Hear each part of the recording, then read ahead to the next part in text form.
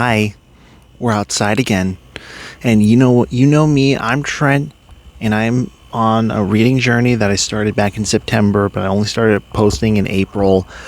But yeah, and I just finished up Warbreaker and Dawn Shard in the Cosmere universe. But I also want to talk about Dungeon Crawler Carl because I mentioned in my last video that I was going to finally give book 3 a shot.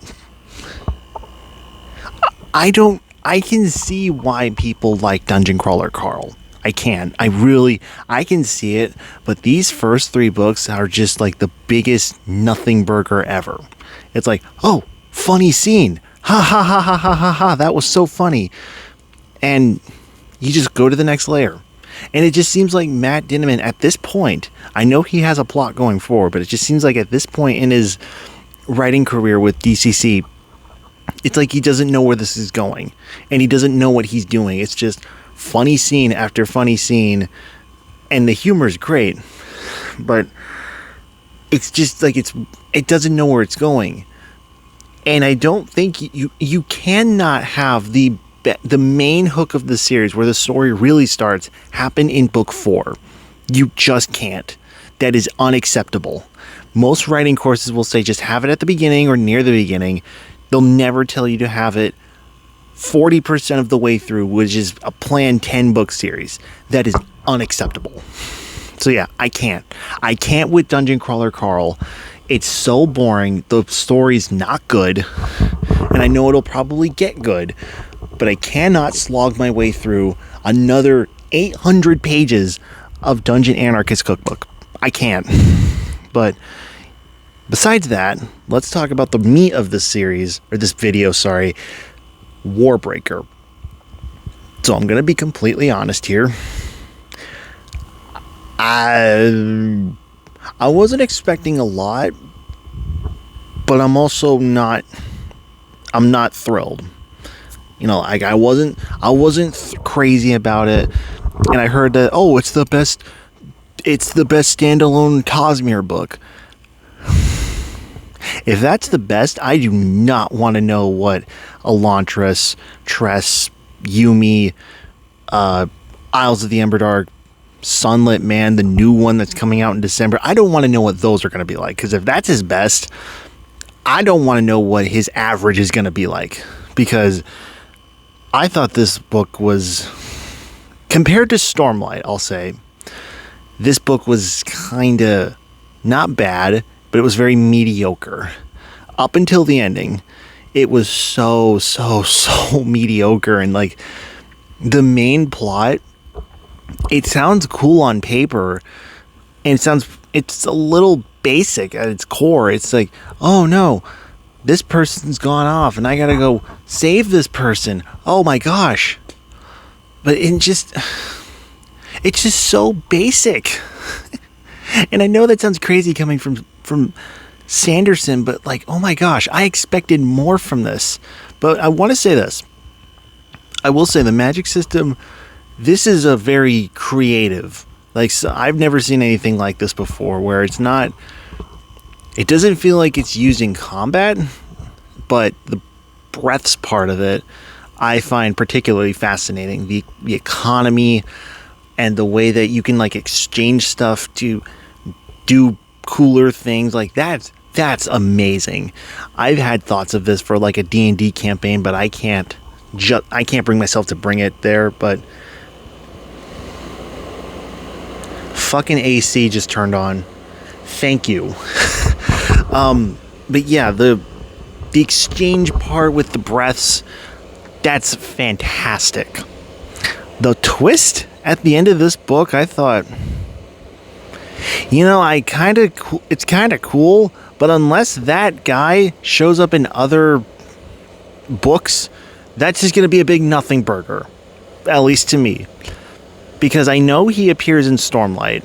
I know he's in Words of Radiance and Oathbringer, and I've heard he's going to be in Rhythm of War, but outside of that,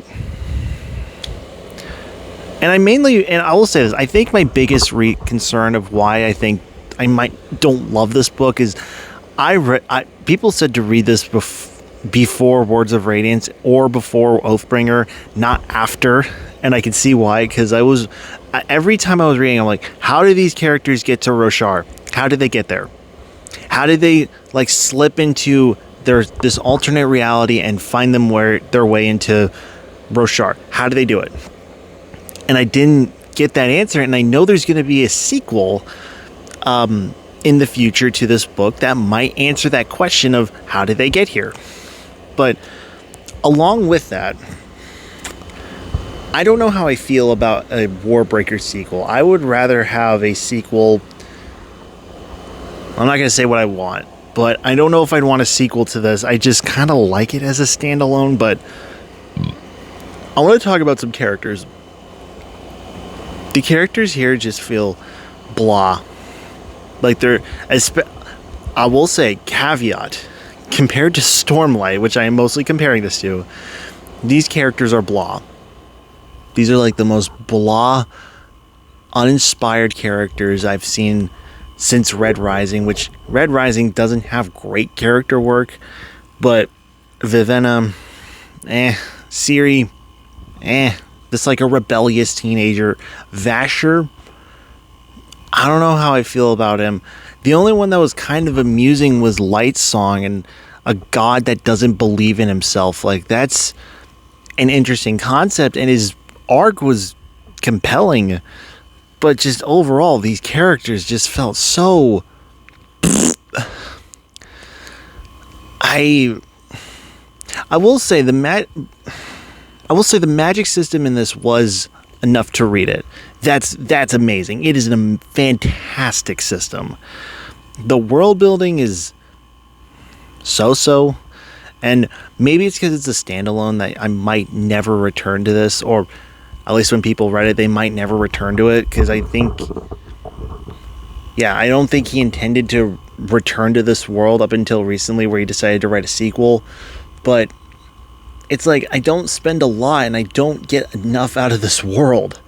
Unlike Roshar, where you've got tons and tons of history for what is planned to be a big, long book, and Lord of the Rings is essentially a standalone, but you get a ton out of that 1,300 page book, a 1,300-ish page book. And yeah, I feel like, and that's a lot, that's a big standard, but considering that people love Sanderson for his world building, I'm a little disappointed. But yeah, I will say this, I think you should read Warbreaker for its magic system. It is beyond amazing.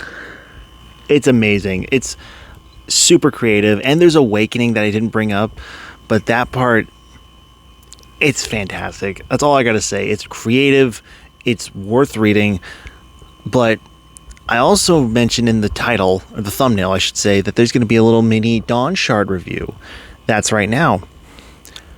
I read that on my way back from Canada, and I thought, this is a fun little adventure.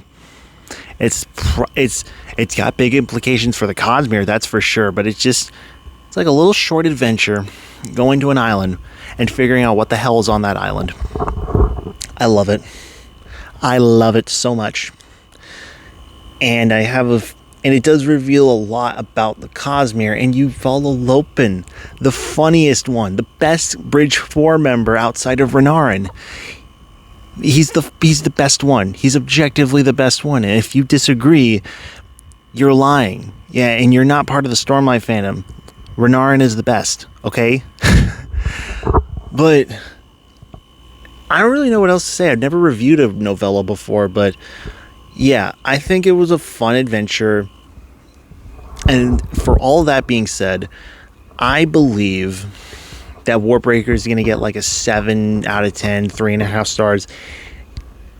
It's got some issues, but I think the magic system was just so wonderful and so, I don't know if I'd say Harry Potter-esque, but it's beyond amazing and beyond awe-inspiring. And Dawn Shard, I'd give like a 4. Or a 4, or not a 4, an 8. 8 out of 10.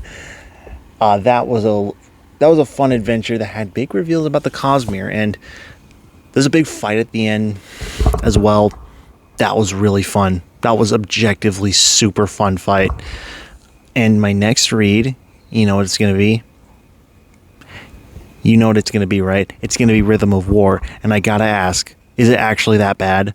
Because I constantly hear Rhythm of War and Words, Wind and Truth are the two worst. And it is a giant drop off from Rhythm of War to Wind and Truth.